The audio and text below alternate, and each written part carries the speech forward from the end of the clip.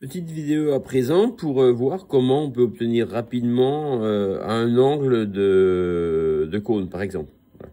Donc en l'occurrence ici, l'angle sur la pointe de la pièce qui a été tournée. Donc sur la machine, donc comme toujours, hein, on part avec le scanning de la pièce pour avoir l'image, la définition du point inférieur central de la pièce, la définition du point supérieur axial de la pièce également. Et là, on va pouvoir attaquer une nouvelle mesure.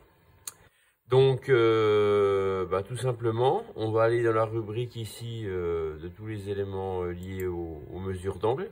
Et puis, on va prendre la première méthode ici, donc qui va consister donc à aller positionner deux fenêtres de recherche de part et d'autre du cône analysé. Donc pour ça, on va choisir l'option recherche double face. Voilà. Et là, on voit donc nos deux petites fenêtres qu'on va aller positionner tout simplement sur le cône à analyser et qu'on va orienter le plus possible perpendiculaire aux faces du cône. Voilà, comme ça.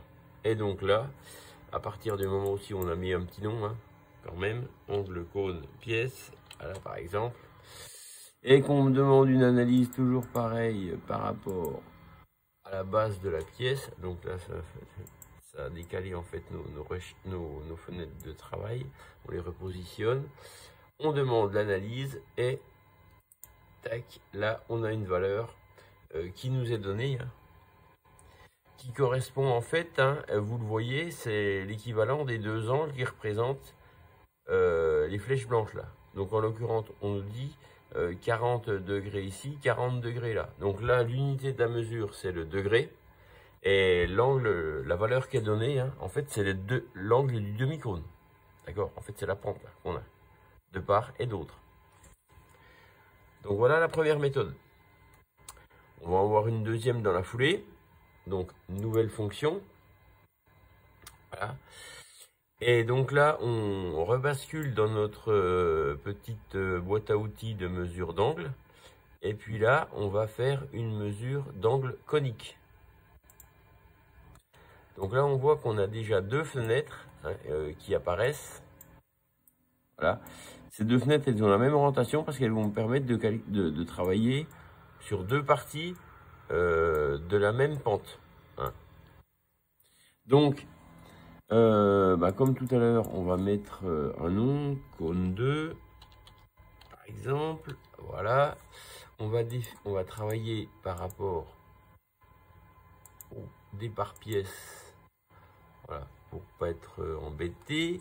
Et puis, on va faire une recherche de détection par double côté pour être plus précis. Donc, en fait, par rapport à ce qu'on avait tout à l'heure, on voit qu'ils sont apparus 4 fenêtres, hein, puisqu'on a doublé les côtés des deux fenêtres qu'on avait. Ces deux fenêtres, on va aller les positionner sur la partie à analyser. Donc, en les faisant pivoter pour qu'elles soient également le plus possible perpendiculaires à la zone à analyser. Et donc là, on va les positionner sur la plus grande amplitude qu'on a de mesure, hein, sur la pente là. Voilà. Donc le plus proche possible des extrémités. On va y arriver. Et puis là, on demande l'analyse. Et là, donc, vous voyez qu'on nous donne ici une valeur qui, en fait, est en radians. Voilà, donc le résultat que vous avez ici, c'est des radians et ils sont donnés par rapport à la verticale, à l'axe vertical de la pièce. Voilà.